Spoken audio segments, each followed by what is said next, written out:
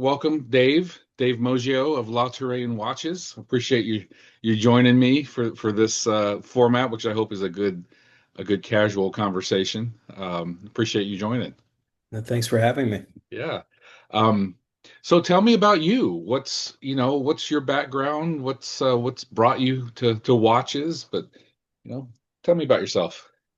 Sure. I want to say I started in watches completely innocent and wide-eyed. I was 14 years old. I was working my first summer job, which was to push shopping carts at a local supermarket, and went to Sam's Club with my dad, and they had a titanium Victorinox like diver and like a 38 mil, 39 millimeter, which was the perfect size for 14-year-old me.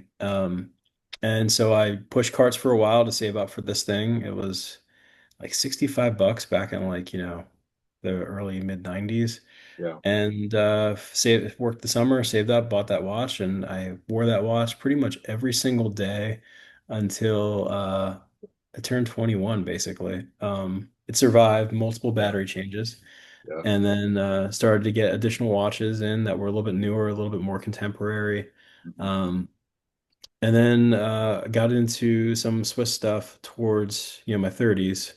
And then basically I came around in 2017 to like I should start a side hustle. I should start like a side project. And at first it was t-shirts, and I sold out of that after about a year because that was just so much work to make so little. Mhm. Uh, and Yeah. then in 2018 I founded La Train Watches on my mom's birthday, and it was predominantly just to see if I could even like figure out how to make an e-com business work.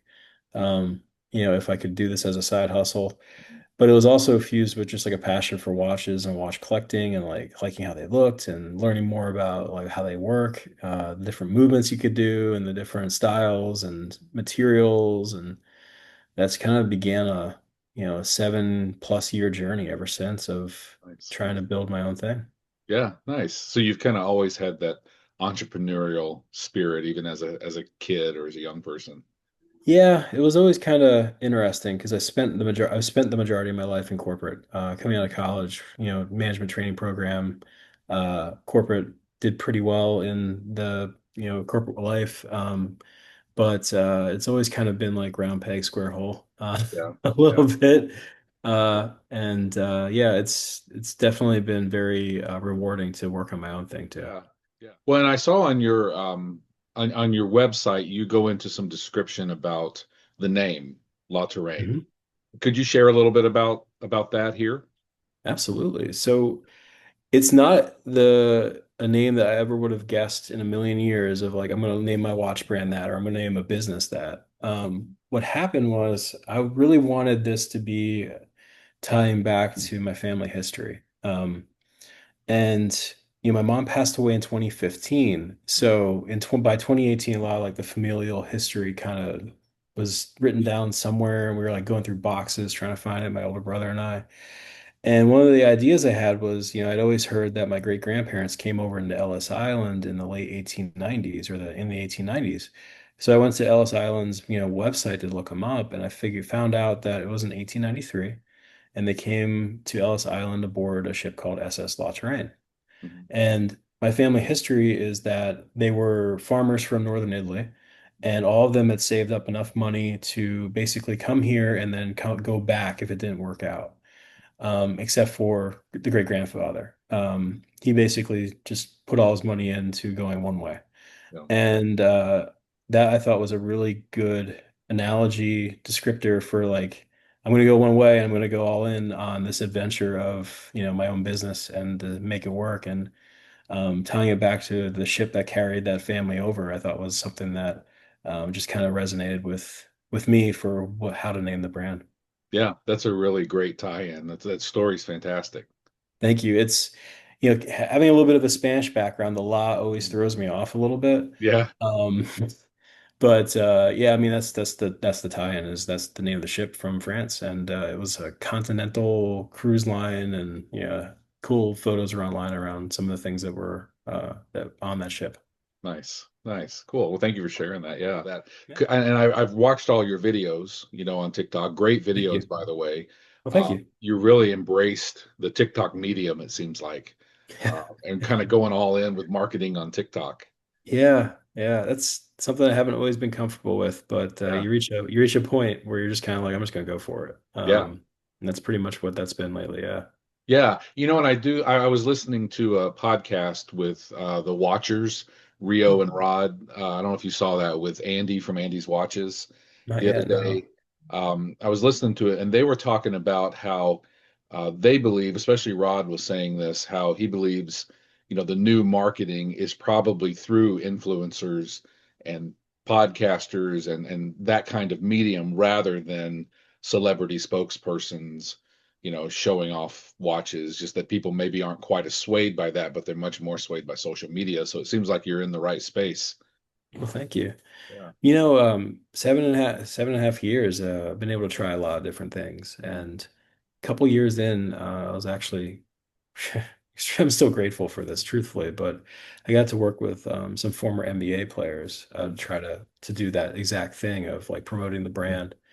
And it gave a pretty good like spike Mm. for revenue, but with the commissions and everything like that, it ended up not really making a lot of financial sense at the end of Okay. the day.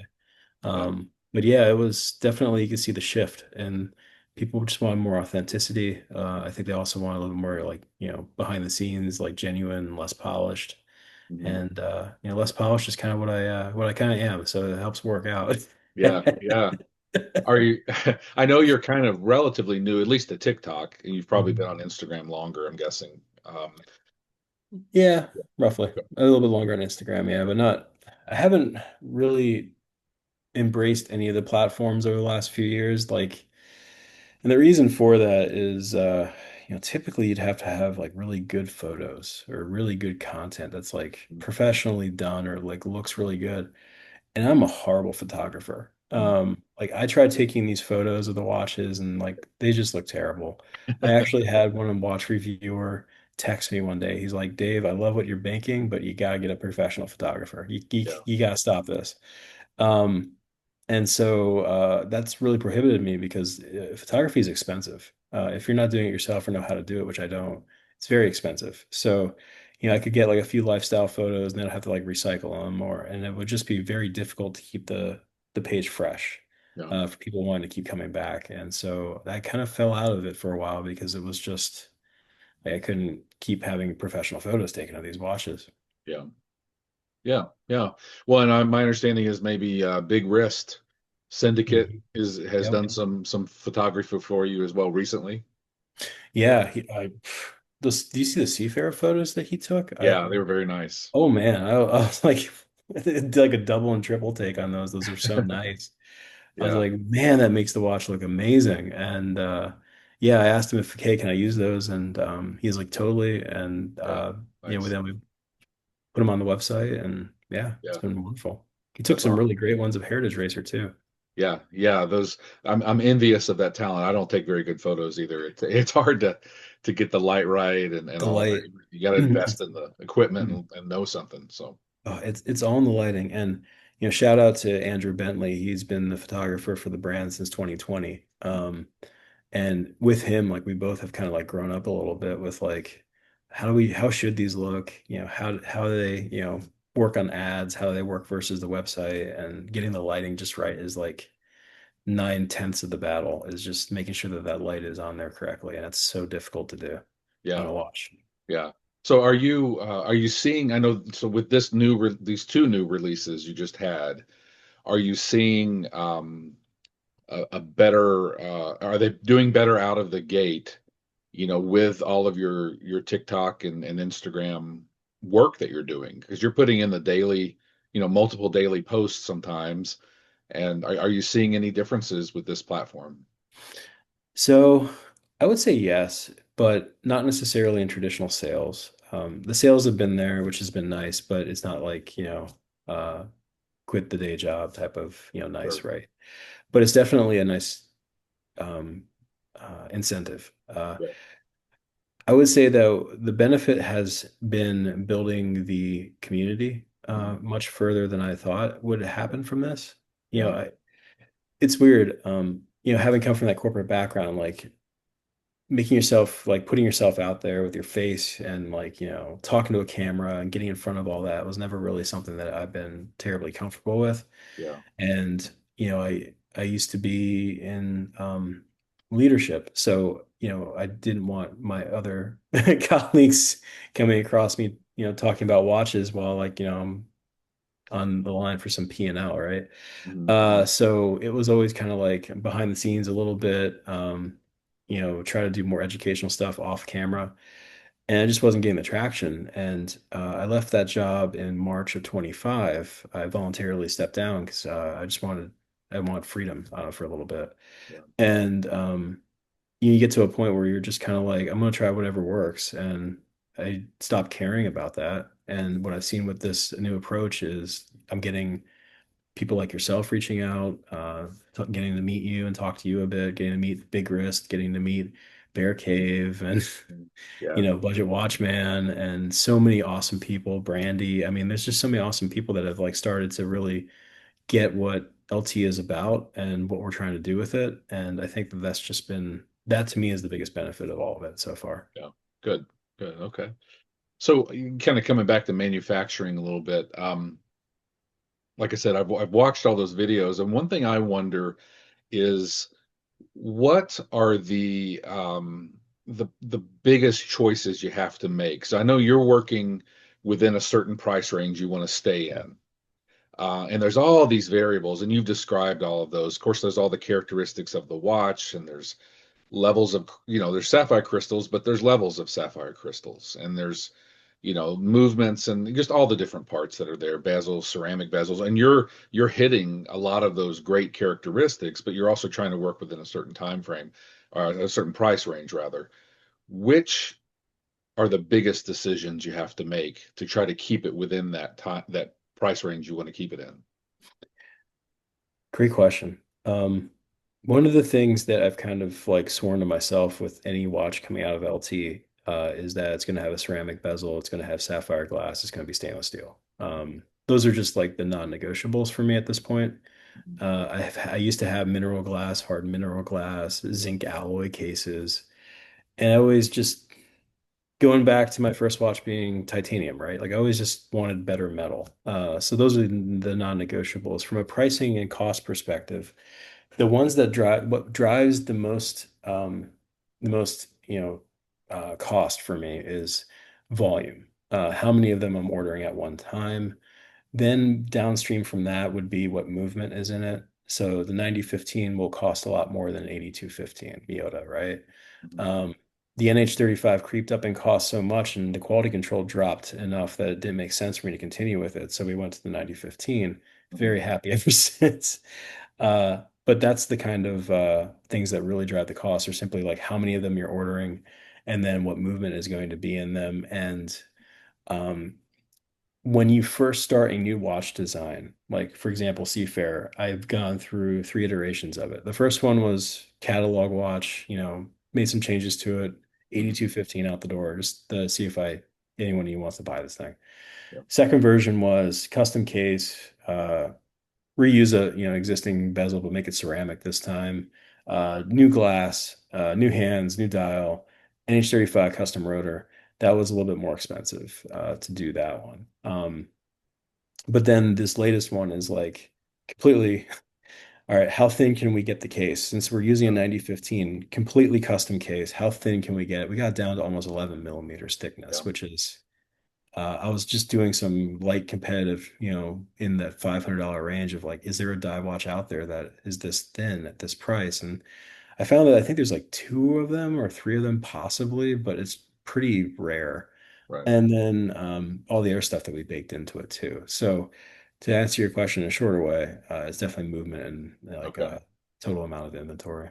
Gotcha. Okay.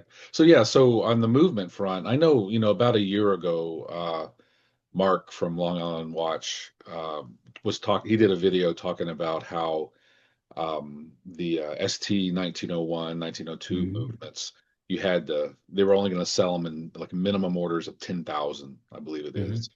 Um, And so does that mean folks like you are just going to third parties for those? Because I assume you're not buying 10,000 of them. Oh, you don't see the no, I'm just kidding. So he did that video, and when he did that video, I had known that this was coming before he did that video because I was in the process of doing Heritage Racer at the Yeah. time. And at the time, I was like, okay, well, I get these 50 and then that's it. It was going to be a one-time thing Mhm. because 10,000 MOQ on that movement is roughly, it's a little bit over $1 million. Yeah. You have to pay an inventory cost in order to get that many movements. Right. I think it's like 1.23 million, Okay. that's a lot of watches, man. Yeah. Uh, so the manufacturer that I've been using for the last 5+ years now, he was just saying this is it, and I'm like, you're right. I'm not paying 1.23. If I had that money, I probably wouldn't be talking to you right now about building our dive watch. Yeah. But yeah, he we were talking like over the summer because I ping him like once a week just to catch up. He sends me photos from his vacations and stuff like that. Nice. And yeah, he's like, I think I can get more of these for you. Mm. And I was like, okay, I'm listening. Tell me more. Because the Heritage Racer, the original version, just got so many good reviews from people, and I think it was like the first time I really pushed hard on like this is completely 100% LT original.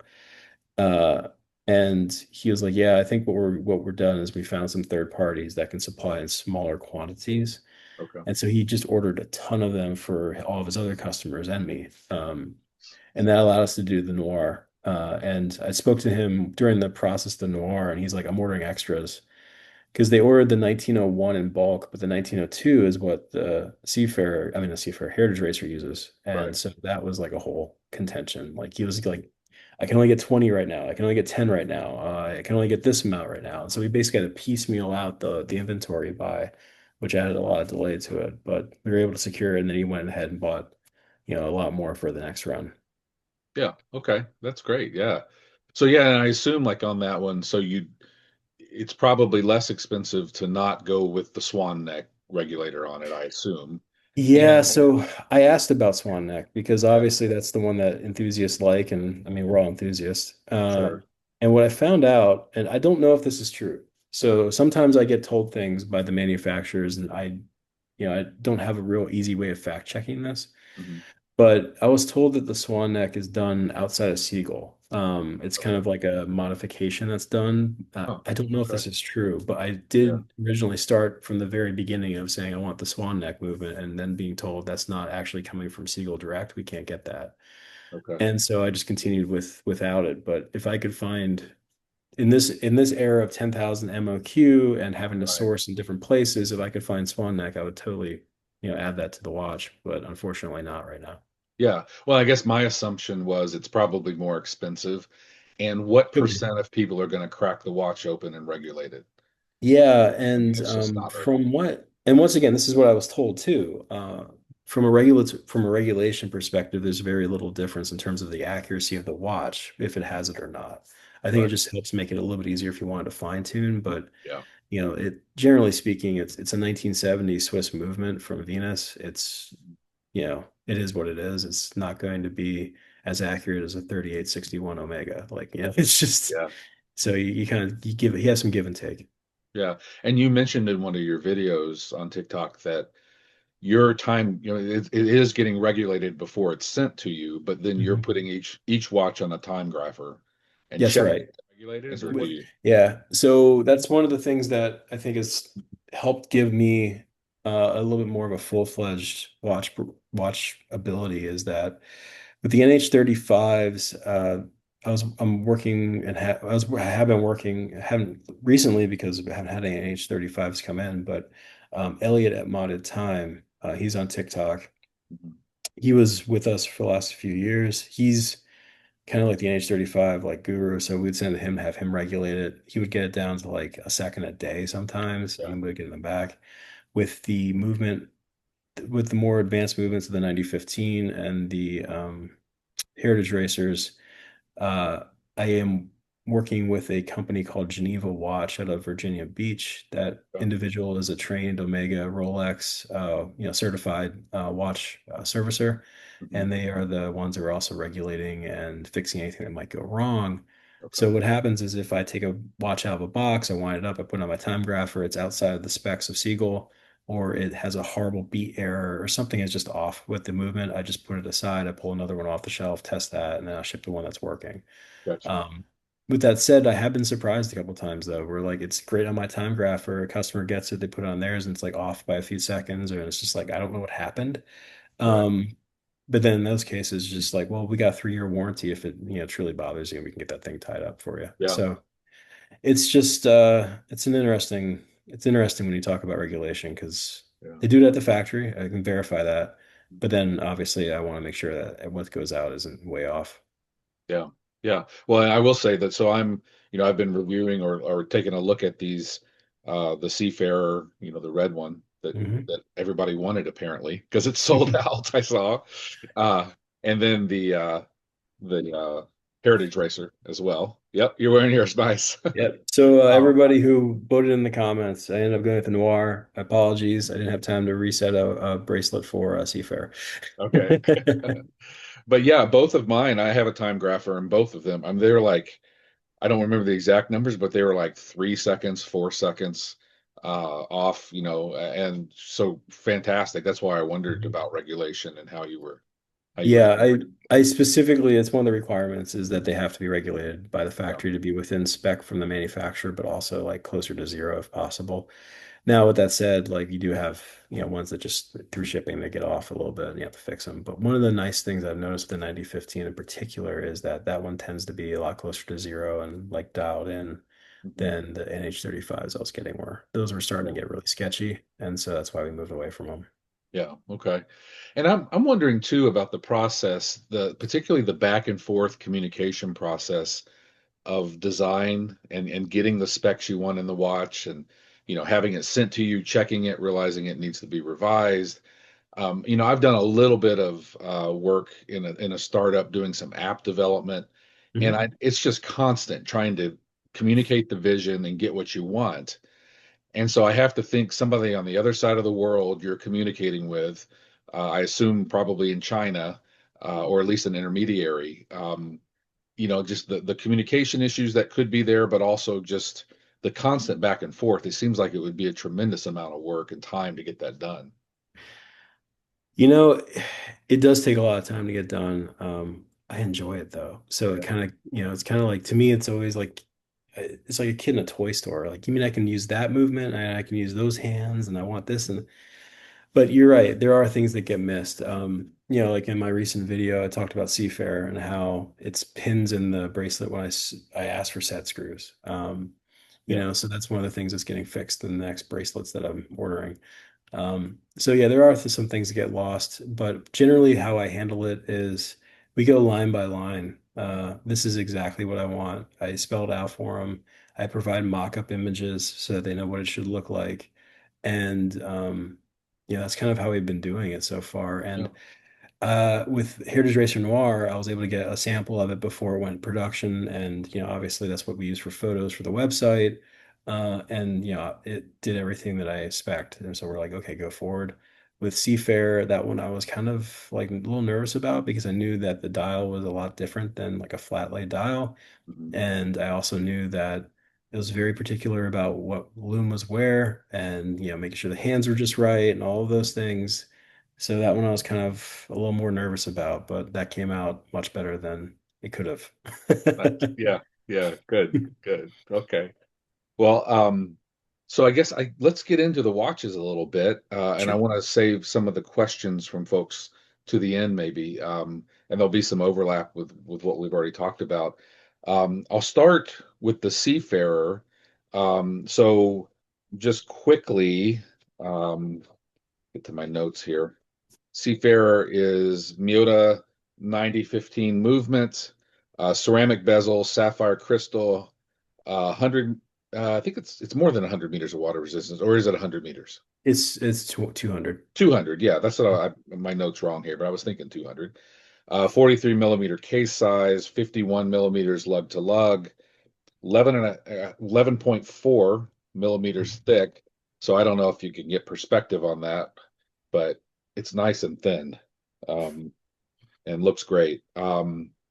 Then C3 loom, signed crown and buckle, 3 or 5 link bracelet options, and then a nice milled clasp on the bracelet, which I know there's some expense in those as Mhm. well. So, yeah. So as far as rather than getting into the evolution too much, that was a question, but I think you've covered that in a lot of your TikTok videos. To me, just giving some feedback on it, strengths are the dial wave pattern, the compass rose on there. That's something that's really cool. It's not something you see everywhere. You do see dial waves, but you don't see the compass rose included. And when I took it to my watch meetup the other night, a lot of people zoned in on that very quickly and really liked that texture, especially the women that were there too. Oh, They really thought that wow. was cool to have that texture in there, but the men did too. Um, yeah, really nice red color. I like it's got some brown tones in it.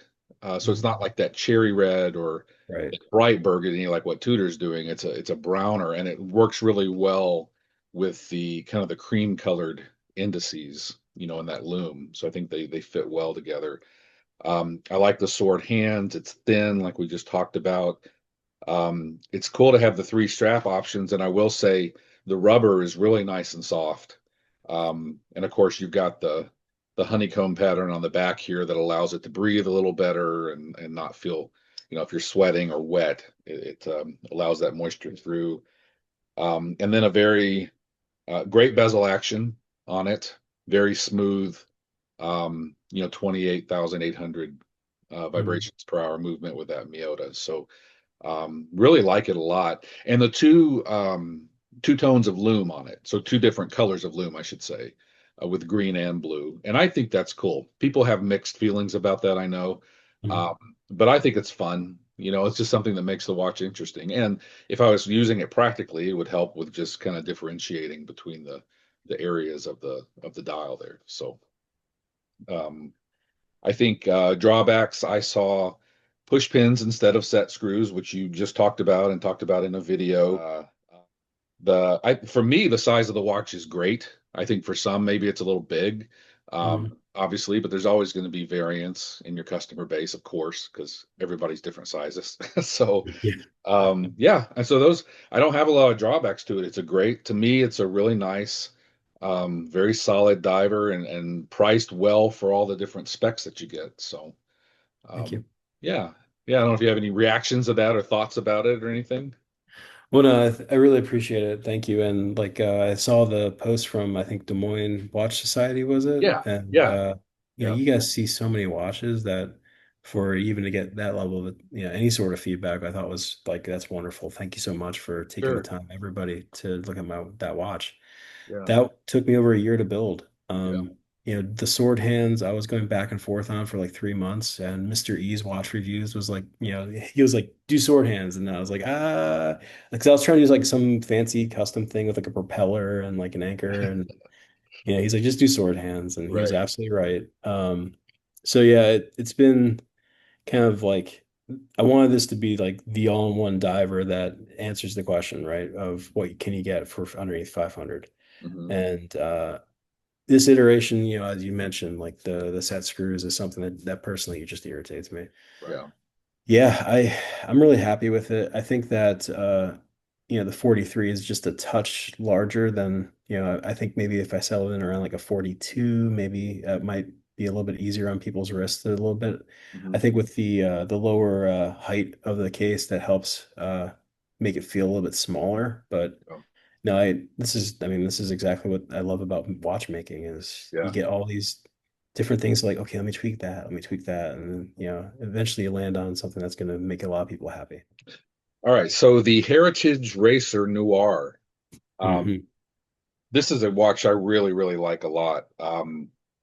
So just to kind of do a quick rundown of the specs on it, it's got the Seagull ST 1902 movement, ceramic bezel, so DLC coated stainless steel, gunmetal finish, sapphire crystal, 100 meters of water resistance, 43 millimeters in size, 50 millimeters lug to lug, 13 millimeters thick, C3 loom, signed crown and buckle, and a great strap, by the way. Really like the strap a lot. Anything you want to say about evolution for it? Yeah. So the first version, was honestly a little bit of an unexpected hit. Hmm. Um, I created an image in GPT Turbo or whatever it was back in a year or two Yeah. ago, because I was just trying to find ideas like what should I do next, Hmm. and it generated this image, and I was like, that looks amazing. Yeah. And so I posted it on Instagram. I'm like, what do you guys think? And I had never had a watch release before where people were like so positive about a design. Hmm. So I pushed forward and did it. And Watch Chris took it up. Some Watch Addiction and a few other ones that have these larger channels. Hmm. And like people just like I was getting people from DMing me from like the UK, from Latin America who wanted to get one in for a review. And I'm like, wow, this is amazing. So with this version, I took some of their feedback. Like they all love the look of the other style, but I took some of their feedback, and the main thing really came down to just the crown needing to be a little bit bigger for easier winding. Hmm. And then from a color perspective, this was tying me back to like for this version, I didn't want to do the same thing over again, not right away. And for this version, I was like, let's tie it back more to like like the Speedy, the Porsche design type of look. Something like sleek 70s automotive-ish, but like a little bit more modern. And that's kind of where we landed with Noir. Hmm. Why racing theme? I mean, I know it's a chronograph, obviously, but Mhm. you've definitely gone with the racing theme rather than just having it be a chronograph. Two reasons really. The first one for me is because it's fun. Yeah. I'm a huge car guy. I've been modifying and racing cars since I was, 16. So for me, working in an engine bay, I've beaten up my fair share of watches, and so I wanted something that I could just call my own a little bit too. And starting from the very early days, my like North Star was always like I want to do a mechanical Hmm. chronograph. Like I want a mechanical chronograph because I couldn't afford a Speedmaster growing up, like I wasn't able to get anything that nice. Yeah. So it was definitely that was the main driver behind a lot of it. Yeah. Great. Okay. So my notes on this watch, like I said, I really like it a lot. I like, the black DLC case is cool. I like the simplicity of the logo on it, Mhm. just being the Yeah. words on this particular one.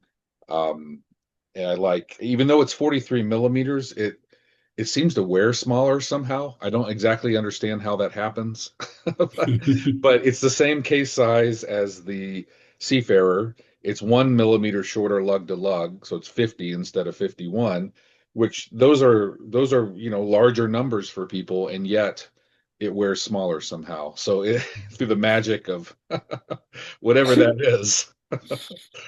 Yeah, So it's the height and I think it's the lugs that help drive a lot of that feel. yeah, But yeah, I agree. Like you would look at the spec and you're like, that's gonna be too big for my wrist. And then when you right. put it on, you're like, that's actually pretty comfortable. Yeah, Yeah, it's interesting because when I'm choosing like the size for a lot of these things, I'm really trying to stick around below 43. Like I really want to get into that 41 to 42 range for a lot of these watches, and some 43s are hitting.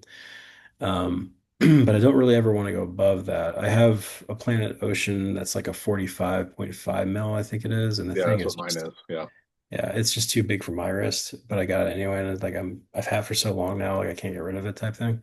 yeah, Um, so I definitely never wanted to make anything that big. But yeah, that's yeah. I wanted something that was big enough that you could look at it and like see the subdials quickly. And Right. that kind of pushes you up the size ladder a little bit. Sure, sure. Yeah, and the subdials don't overlap, which I actually Yeah. prefer, rather than the type that overlap. I don't care for that as Yeah. much. You try to keep yeah, so from like a design perspective, like it starts with the logo, right? Like I didn't want my logo on there because it just makes it too messy Mhm. for this particular watch. And I wanted it to be simple and like almost like a dashboard reading, right? So it's very quick to like capture what you're looking at on the dials and move on. Yeah. Um, I like so it's got this red chrono hand. The second hand for the chronograph is red and very cool. Thank Kind of you. gives it that pop of color. Um, Hmm.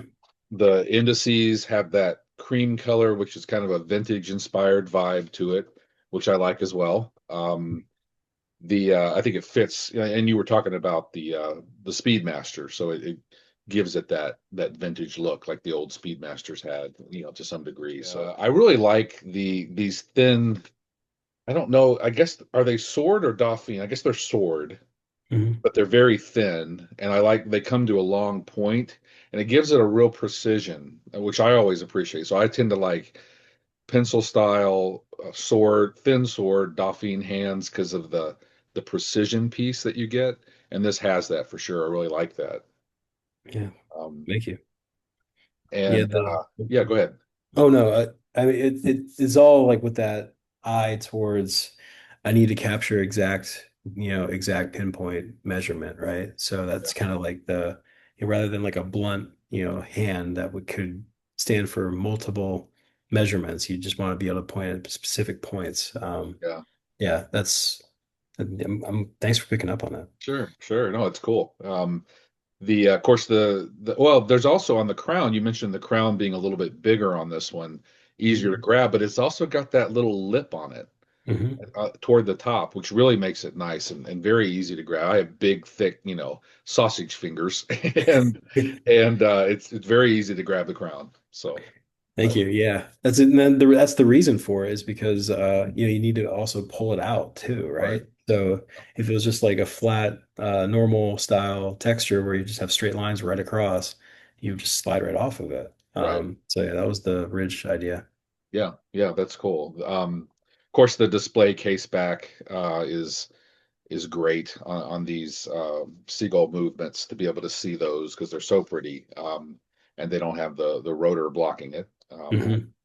The 100 meters of water resistance, I think, is great for a chronograph. A lot of those you see are 50 at Hmm. most, 30 or Hmm. 50. So hitting 100 on this, I think, is wonderful. I think it's just really, really thoughtfully designed. I mean, I see so many choices you made in this, and it's just very, very thoughtful, and really, really appreciate all the choices you made here.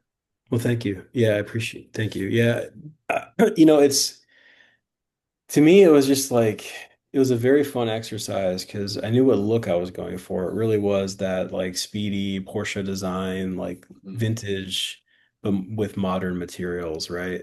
Yeah, And to me, it's kind of like low-hanging fruit in some ways, in that, I didn't want an aluminum bezel because they get scratched up, right? right, I wanted to have loom on the bezel because you should be able to read what it says at night.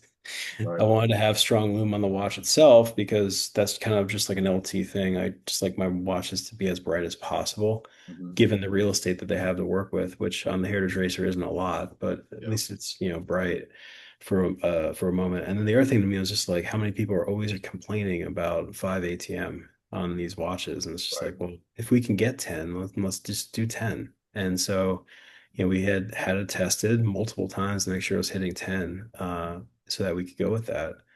And then to your other point, like, it being a mechanical movement and it using Seagull, like, yeah, definitely want to show that off because it's an automotive piece, right? And automotive is pistons and rods and, all the camshafts and springs and all the things that go into it. So you want to make sure like you can kind of show some of that Yeah, engine to the watch itself too.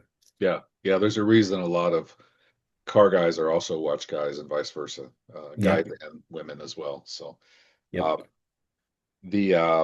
the only negative I've experienced with it or drawback, I guess, is I have a little trouble with my older eyes, so it might be me with the subdials, Hmm. particularly the hands of the subdials or the hands on the subdials, I should say. So I have a little trouble with those at times in terms of quick legibility. Um, Yeah. and I know with the actual indices on the subdials, you're wanting to match that kind of antiqued vintage look, so that's going to make them not quite as bright. Hmm. Um, but the hands themselves, I think if those to me were, I don't know if you can loom those, but maybe a little brighter somehow, or even red, or I don't know, something Yeah. to make them stand out a little more because I have trouble reading them myself. But my eyes are older too. I understand that.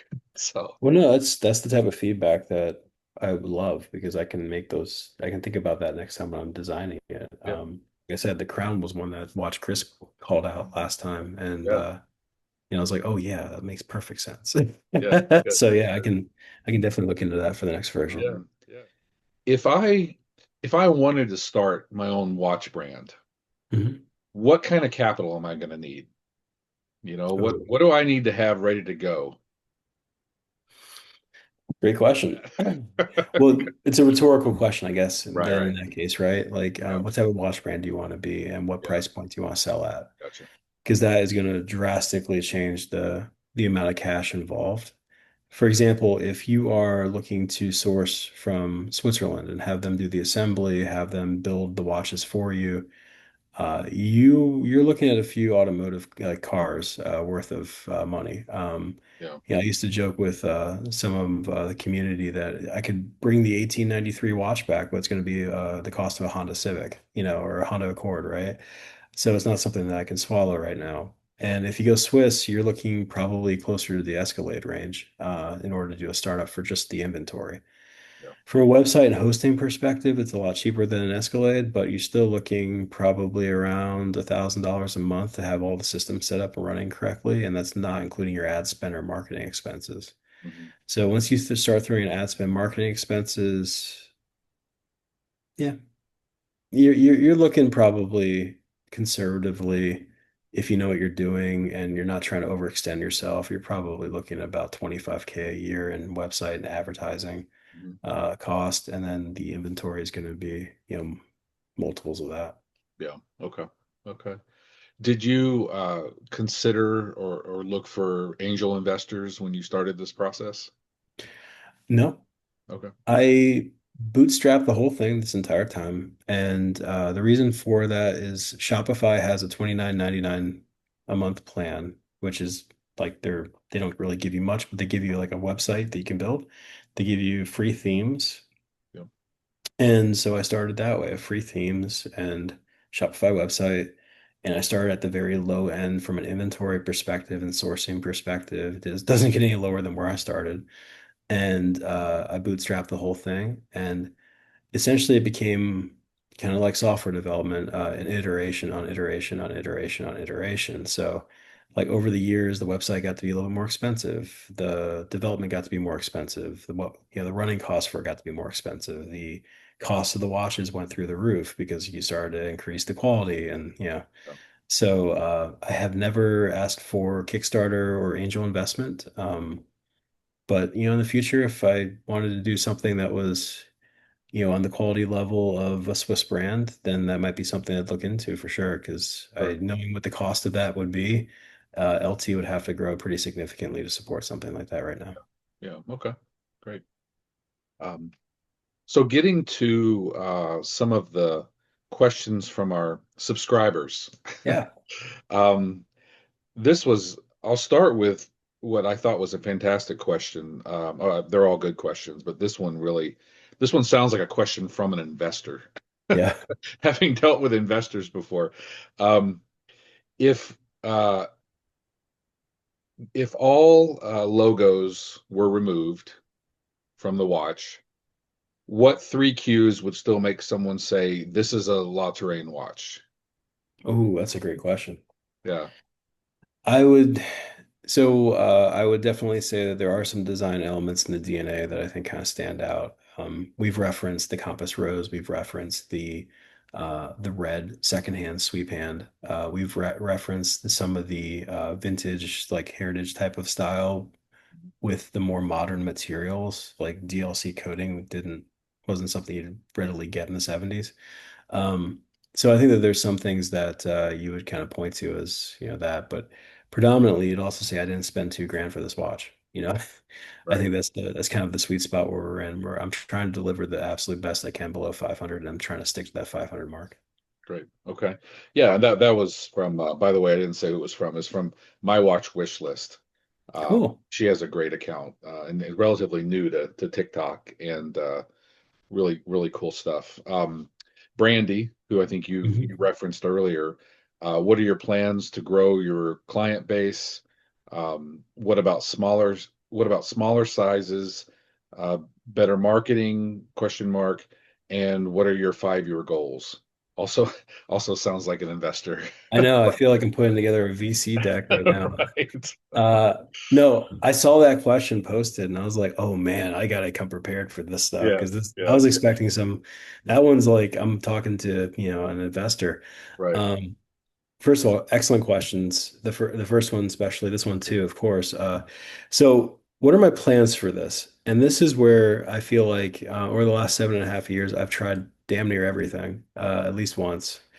And so from a planning perspective, one of the things that I'm doing differently this year is getting in front of the camera, trying organically to build that community, trying to get, talk to people like you who are in the watch, review business and have watch network and, Mhm. have people that are love watches and just talking to them to learn more so that I can improve as a designer and also, brand.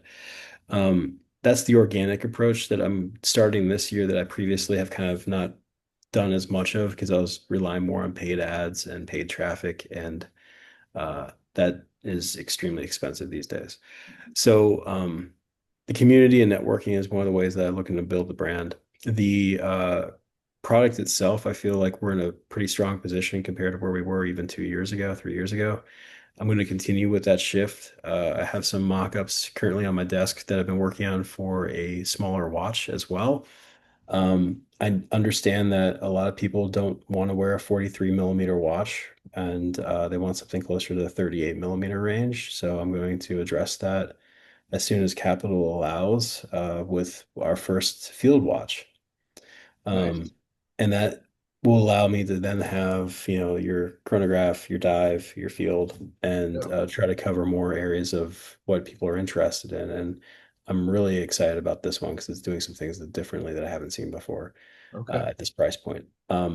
So to answer your question, it's going to be more watches and more categories. It's going to be more colorways to help people out with, well, I really like the Heritage Racer, but I want all black, stuff like that. And then the networking and community side of it for outreach and brand awareness and marketing. I will start to put some paid dollars behind this for advertising as more sales come in. So yeah, it's kind of a multi multi-layered approach here because after 7.5 years, I'm kind of just like, let's light this thing on. Like, Right. let's light this puppy. Let's Right. take it. Yeah. We're talking about field watches. What are some of your favorites? Like, what are the field watches out there that you see and love? So, field watches to me are a very interesting space Mhm. because I feel like there's this like this is a broader statement, but in a lot of watch groups and a lot of watch critique, I want to say everyone is always referring to something as a homage of something else, Mhm. a derivative of something else. And I feel like in field watches that you can't avoid it in some ways, right? Everybody uses the same military fonts. Everybody uses the same layout of the dial. It's always a flat dial. It may have grain texture, it may not, but it's generally the same looking watch for field watches. And so when I talk about brands that are doing it, obviously Hamilton is the OG. It seems to be the most widely accepted field watch. But I really like what Vare's done recently with some of their stuff. Like they really latched on to the military history with Korean War. They also have a few things where I think they just released a GMT based off of the watch from Apocalypse Now, which I thought was really Yeah, cool. I saw that. Yeah. So I like some of the fun things that they're doing there. And my approach to this is I don't want to differentiate so much that people are going to look at it and be like, what the heck is that? That's not a field watch. Right. Because that's the box that you're working in. You're still boxed in by that design choice. However, I'm going to do some things with it that I haven't seen done before with the Okay. case itself, and then also with the dial. Um, that I'm really excited to show more about in the future. But that would be my way of answering that question. Yeah. Nice. Have you seen Wristworks account on I TikTok? haven't, no. So Wristwork is as far as watch talk goes, Wristwork is the resident field watch guy. Oh, Um, cool. and he's actually an adventurer. He hikes mountains, goes on long hikes, hiked the Highland Way in Scotland this year, and takes field watches with him, and gives feedback on them, and it's yeah. So wrist work. Really, Okay. really cool guy, great creator, and he shows up a lot in my lives. And he's kind of our field watch expert. So I'm gonna be following a lot of new people after our conversation, and I'm yeah, very excited by it because it's a great yeah, space. yeah, yeah. Um, so Watch You Wear asks, how do you stay relevant without creating too many or too few designs? You know, I don't know if anyone has figured out an answer to that question. Mhm. And the reason I say this is because if you look at the critique of some of the most popular watch models, they release the same watch, but just with different derivatives of it, right? And I think Omega is the most guilty of this. Sure. And that's one of the criticisms is like, oh, it's another Speedmaster, right? So how do you know when you've created something that it can stand on its own without people getting bored by it? I think that the main driver behind this, and this is kind of the business hat being on, is you start to see sales decline. Mhm. So if you have a previously high seller and you're like suddenly the sales are starting to stagnate or they're starting to slow down, and the market feedback is kind of that you've saturated it in some ways, that all the people that were going to buy it generally have bought it. Well, then you have to start to look at what are other ways that I can make the design fresh? What are other ways that I can add different colorways or font changes or spec changes or whatever to try to, get customers in the door again. So I would say it's a battle of just trying not to water yourself down to the point where you have no key differentiators anymore. You're just trying to be everything to everybody, Yeah. but also trying to, defend this is who we are. This is our identity. This is our brand DNA. And it can, in my case, I'm not overly worried about just yet because I'm just kind of starting to get traction on two watch models, three watch models. So I'm still early in the game. Yeah. But I can see like in the future is like, are we going to do the eighth colorway for Heritage Racer? I think that the market will kind of tell me what direction to go at that point. Yeah, I think I often respond or kind of express that opinion. I think the market kind of determines everything. Obviously, it's a free market, and Yeah. when people complain about prices of watches going up, like when the new Speedmasters came out and they were at that $10,000 mark, and people were complaining about it, I'm like, well, the market will decide whether or not Omega decides to lower that price. You Yep. know, so Yep. it's all market Yeah. driven for sure. Yeah. And maybe in a lot of my videos, I might come across that like Omega is a brand that I look up to a lot. So they're probably one of the ones that I'm paying the most attention to in terms of like how are they managing some of this stuff? Not because I'm aspirational where I think LT is going to be the Omega someday, but more of just like they're legit. Like they have real watchmaking chops, and how do they navigate the business of it all? Right. Yeah. Right. So our last question comes from Time Matters. What's the inspiration to build a watch that differentiates from other companies? And do you rely solely on design? Great question. For me, I started out with homages, and there's there's a crowd that loves them and will buy them from you, and obviously you want to nurture that. But as a creator, you're also of the mindset that like, well, let me try something of my own and see how that people respond to that. So for me, it was starting out a certain way because that is what brought money in the door, which allowed me to build up enough capital to the point where I could do my own stuff. Because when you do your own stuff, it's a lot more expensive than just, rebadging something or taking an existing design. That's just how it is. So I hope that answers the question. I'm not entirely sure. Yeah. Yeah. Okay. Well, thank you so much for taking the time for this tonight. Is there anything else that you wanted to say you didn't get to, or Well, first, thank you for having me. I mean, I really appreciate the opportunity to talk with another fellow watch enthusiast and to be have you on have me on your platform. So thank you for that. For me, I think that the big thing is going to be we want to hear from everybody. If you get Seafarer, let me know. If you get Heritage Racer, let me know. DM me, message me if you're interested in one of our watches as well. But as I'm putting out more content, let me know if there's something you'd like me to talk more about or sure? anything like that. And I'm happy to share that. I'm pretty open about the entire business. So just let Yeah. me know. Great. Yeah, I've definitely appreciated your transparency No, through thanks. TikTok's really allowed that to happen. It seems like with all the Yeah, short. I just mean there's really not much to hide, honestly. Like I'm a guy with a laptop and a home office that is trying to do this all, and I got some help here and there, but I mean, I'm learning too. So what I'm saying in year seven is might probably gonna be a little bit different than what I'm saying in year 10, and that's part of the process. Yeah, yeah. Well, thanks again, Dave. It was great to talk to you tonight. Thank you, John. Likewise.